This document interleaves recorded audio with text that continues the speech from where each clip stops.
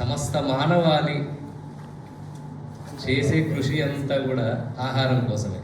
అట్లాంటి ఆహారాన్ని పండించే రైతు తన స్వేద బిందువుల ద్వారా పొలాన్ని సాగు చేస్తూ ఆహారాన్ని పండిస్తాడు. అట్లా మానవ జాతి ఆవిర్భావ వికాసంలో వ్యవసాయం యొక్క ఆవశ్యకతను గుర్తించినటువంటి ఆదిమానవుడు క్రమక్రమంగా మొక్కల్ని పెంచడం, జంతువుల్ని పెంచడం, వాటి యొక్క ఆవశ్యకతను తెలుసుకొని వ్యవసాయ జీవితానికి వచ్చాడు. అట్లా ప్రకృతిని ప్రేమించి వాన కురిసినప్పుడు మేఘాలను ప్రేమించడం, ప్రకృతి తనకు సహకరించి తనకు మేలు కలిగించినప్పుడు ఆనందంతో పులకరించి పాడుకొనడం, అట్లాగే బాధలు కలిగించినప్పుడు దుఃఖంతో పాడుకొనడం, ఇదంతా సాహిత్యంలో వస్తుంది. అంటే ఆది కావ్యానికంటే ముందు కూడా జానపదం పుట్టింది. జానపదంలో మానవుడు ప్రకృతిని ఆరాధిస్తూ పాడుకున్నటువంటి పాటలు, వానలు కురవాలి, వానదేవుడా పంటలు పండాలి, వానదేవుడు అని ఎట్లాగైతే పాడుకున్నాడో అదే విధానంలో కష్టం వచ్చినప్పుడు కూడా ఏటికి ఏతం పెట్టి ఏ గుట్లు పండించి ఎన్నడూ మెతికెరగనన్నా నేను గంజిలో మెతికెరగనన్నా అని కూడా పాడుకున్నాడు. ఇట్లా పదము నుండి పాఠం నుండి కవులు తమ సాహిత్యంలోకి వ్యవసాయ జీవితాన్ని తీసుకురావడం జరిగింది.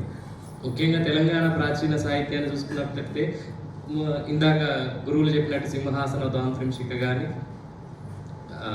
గుణాంటిని బృహత్ కథలు, ఇట్లాంటి వాటిలలో కూడా వ్యవసాయ ప్రస్తావనలు అనేకం కనిపిస్తాయి. ఇట్లా కొరవి గోపరాజు, పోతన, పొన్నగంటి తెలగన, వీరి కావ్యాల్లో వ్యవసాయానికి సంబంధించిన అనేక విషయాలను సందర్భానుసారంగా చెప్తూ రావడం జరిగింది. వాటిలో సింహాసన తాంత్రింశికలో జ్యోతిష్ శాస్త్ర అంశాలు, మబ్బుల్ని చూసి వర్షం ఏ విధంగా వస్తుంది, జంతువులను శకునాలు, వేటలు, ఇట్లాంటి తదితర అంశాలు ఎన్నిటినో పేర్కొంటూ రావడం జరిగింది. అట్లయితే ఇక్కడ ఉన్న సమయాభావాన్ని దృష్టిలో ఉంచుకొని కొన్ని విషయాలు ఈ ప్రాచీన సాహిత్యం, ప్రాచీన కావ్యాల్లో ఏ విధంగా పేర్కొన్నారో చెప్తూ వస్తుంది. మొట్టమొదట మనకు తెలంగాణ ప్రాచీన సాహిత్యంలో ఆలుల నుండి మొదలుకొంటే అనేక మంది కవులు, పోతన, పాల్కురికి సోమనాథుడు, కొరవి గోపరాజు, గౌరణ వంటి అనేక మంది కవులు వ్యవసాయాన్ని, దానికి అనుబంధంగా ఉన్నటువంటి పశుపోషణ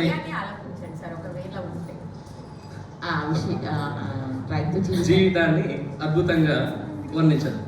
క్షమించండి మేడం, నేను ఎన్నుకున్నటువంటి ప్రాచీన సాహిత్యంలో పద్యాన్ని రాగయుక్తంగా అయితే పాడలేదు, క్షమించగలను. అట్లా పాల్కురికి సోమనాథుడు కూడా తదితర కవులు రాగయుక్తంగా లేకపోయినా ఓన్లీ చదవండి పద్యాన్ని.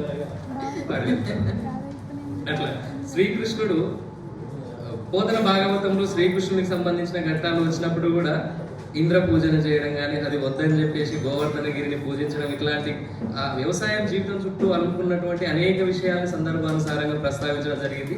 మౌర్యుల కాలంలో 500 నాగళ్ళు తయారు చేసి అమ్మినట్టు, రైతులు కొనుక్కున్నట్టు బౌద్ధ జాతకథల ద్వారా తెలుస్తుంది.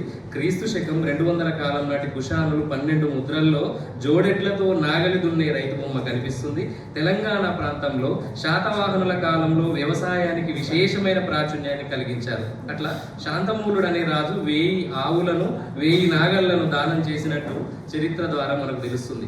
క్రీస్తు శకం 3వ శతాబ్ది నాటి నాసిక్ శాసనంలో నీటి యంత్రాల పనికి సహాయం చేసినటువంటి జాదయాంత్రికుల ప్రస్తావన కనిపిస్తుంది.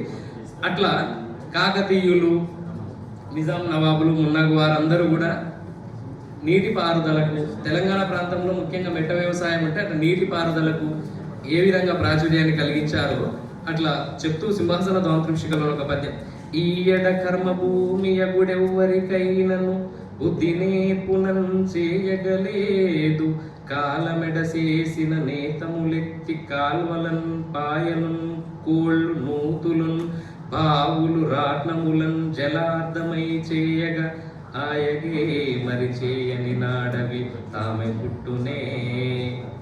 అంటే తెలంగాణ ప్రాంతంలో ఆనాడు మెట్ట వ్యవసాయం ఏ విధంగా ఉంది, తరి వ్యవసాయం కూడా అదే విధంగా ఉంది. ఇక్కడ తరి వ్యవసాయం కూడా ఏమీ తక్కువ లేదు అన్న విధంగా కవి పేర్కొనడం జరిగింది. అట్లాగే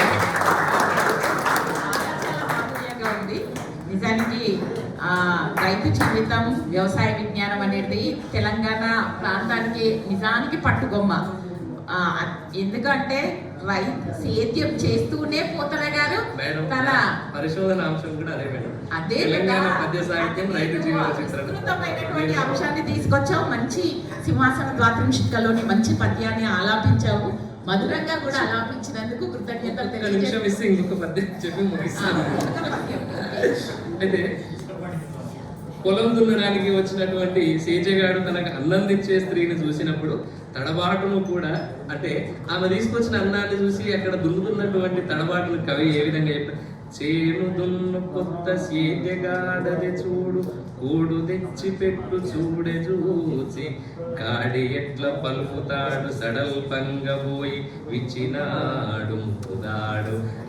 ఆయనకు ఆహారాన్ని తీసుకొచ్చినటువంటి స్త్రీని చూసి కాడి ఎట్ల మెడలో ఉన్నటువంటి తాడును ఉప్పబోయి ఎత్తు యొక్క ముక్కుదాడు ముక్కాడంట అని కవి వర్ణించిన సందర్భంలో ఈ అవకాశం ఇచ్చినందుకు మీ అందరికీ ధన్యవాదాలు తెలుపుతూ ముగిస్తున్నాను.